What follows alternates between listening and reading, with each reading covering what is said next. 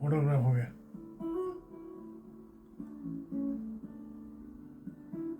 Good morning. Good morning. आइए प्रभु के वचन को सुने। आज का वचन हमारे लिए मिलता है जेम्स उसका पहला अध्याय और 24 पद, याकूब 1:24। इसलिए कि वो अपने आप को देखकर चला जाता और तुरंत भूल जाता है कि मैं कैसा था। James chapter 1 verse 24. And after looking at himself, goes away and immediately forgets what he looks like. आप देखें जेम्स जो बात इस्तेमाल करता है वो है सिमलीज। सिमलीज का मतलब है समानार्थी, इन शब्दों के मतलब एक ही हों। आप देखें पद 23 से लेकर 25 तक जो है जेम्स जो है सिमलीज का इस्तेमाल करता है। पहला क्या है, वो है एक आदमी जो अपना जो चेहरा है वो दर्पण में देखता है लेकिन देखने के बाद भूल जाता है। दूसरा है व्यक्ति वो जो प्रभु के वचन को ग्रहण करता है, वो ग्रहण करने के बाद उसे ओबे नहीं करता, उसे आज्ञा पालन नहीं करता है। ये दो व्यक्ति हैं, वो हैं समानार्थी। इनका जो अर्थ है एक समान ही है। यदि व्यक्ति अपना चेहरा देखता है, उसे याद रखता है, तो उसे आप देखें, उसे ध्यान देता है। आप उसके बाद जो व्यक्ति वो है जो वचन को सुनता तो है, ग्रहण तो करता है, लेकिन उसका आगे पालन नहीं करता है। इनमें एक कॉन्फ्लिक्ट है। आज का हमारा जो टाइटल है वो है स्पिरिचुअल कॉन्फ्लिक्ट। देखा तो भूल गया, सुना तो भूल गया, आज्ञा नहीं मानी। आप देखें यहाँ जो बात है वो अपने आप में अनोखी है। आप देखें जेम्स कह रहा है he uses absurd words।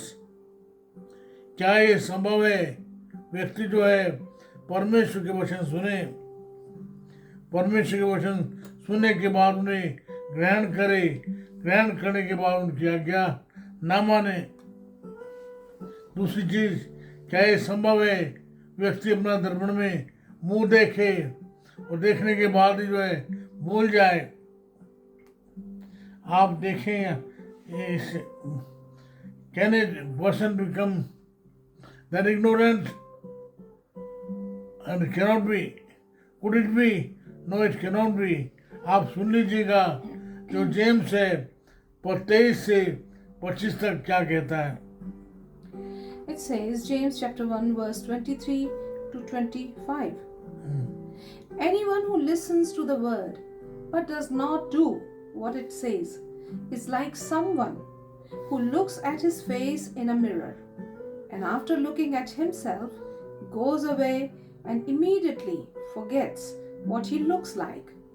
But whoever looks intently into the perfect law that gives freedom and continues in it, not forgetting what they have heard, but doing it, they will be blessed in what they do.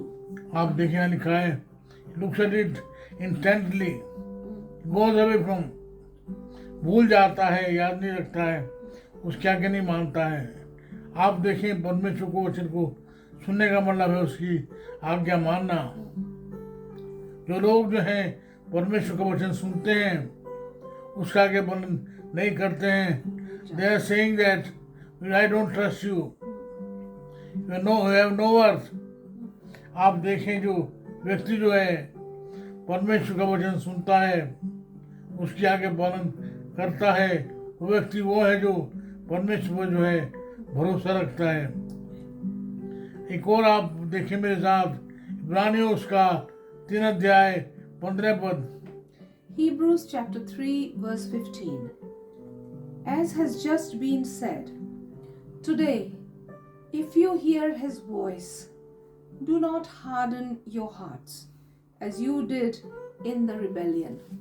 आप देखें जो wilderness है उसमें जो यहूदियों की जो juice थे, उनकी जो वो थी एक हैबिट, वो थी सुनना है भूल जाना है, who cares, कौन ध्यान रखता है।